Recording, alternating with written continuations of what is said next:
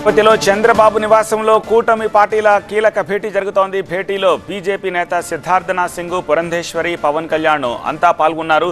సీట్ల ప్రకటన తర్వాత నెలకొన్న విభేదాలపై ప్రధానంగా చర్చిస్తున్నట్టు తెలుస్తోంది. అభ్యర్థుల మధ్య వివాదాలు, మూడు పార్టీల సమన్వయము, ప్రచారము, అలాగే మేనిఫెస్టో రూపకల్పన వీటన్నిటిపై కూడా చర్చించబోతున్నట్టుగా తెలుస్తోంది. వివాదాలు నెలకొన్న చోట్ల అభ్యర్థుల మార్పుపై నేతల మధ్య చర్చ జరిగే అవకాశం ఉన్నట్టుగా తెలుస్తోంది.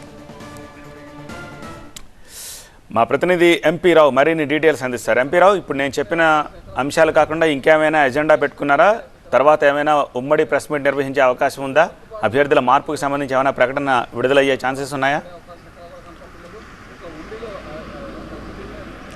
అంటే ఇప్పటికిప్పుడైతే అభ్యర్థుల ప్రకటన మీద అధికారికంగా ప్రకటన ఉండకపోవచ్చు. అలాగే ఉమ్మడి ప్రెస్ మీట్ కూడా ఉండే అవకాశం లేదు. కేవలం ఇంటర్నల్గా చర్చించుకోవడం కోసం మాత్రమే మూడు పార్టీల నేతలు కూడా భేటీ అయ్యారు. ప్రధానంగా మూడు పార్టీలకు సంబంధించి సీట్ల ప్రకటన తరువాత చాలా చోట్ల ఇప్పటికి కూడా ఇంకా ఎన్డీఏ పార్టీలో ఉన్నటువంటి అభ్యర్థుల మీద, ఆశావాహులకు కానీ ప్రకటించినటువంటి అభ్యర్థులకు మధ్య కానీ పొంతన కుదరడం లేదు. చాలా చోట్ల ఇబ్బందికరమైనటువంటి పరిస్థితులు ఉన్నాయి. అటువంటి పరిస్థితులను ఏ విధంగా అధిగమించాలి, అలాగే రాబోయే రోజుల్లో